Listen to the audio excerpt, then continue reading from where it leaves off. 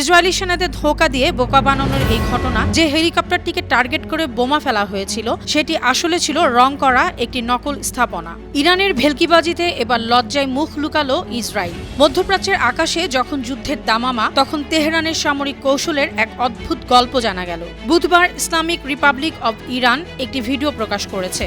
ভিডিওতে দেখা গেছে ইরানের আকাশে উঠছে ইসরায়েলি যুদ্ধবিমান। আকাশ থেকে লক্ষ্য করে গোলাবর্ষণ করা হচ্ছে স্থলভাগে দাঁড়িয়ে থাকা একটি হেলিকপ্টারের দিকে। হামলার পরই বেরিয়ে আসে চমকে দেওয়ার মতো তথ্য। যে হেলিকপ্টারটিকে টার্গেট করে বোমা ফেলা হয়েছিল, সেটি আসলে ছিল রং করা একটি নকল স্থাপনা। অর্থাৎ আসল হেলিকপ্টার ভেবে ভুলবশত সেখানে হামলা করেছে ইসরায়েলি সেনারা। ইসরায়েলি সেনাদের ধোঁকা দিয়ে বোকা বানানোর এই ঘটনা ইতিমধ্যেই নেট দুনিয়ায় তোলপাড় সৃষ্টি করেছে। অনন্যা চৈতি, আন্তর্জাতিক ডেস্ক, বানো টিভি।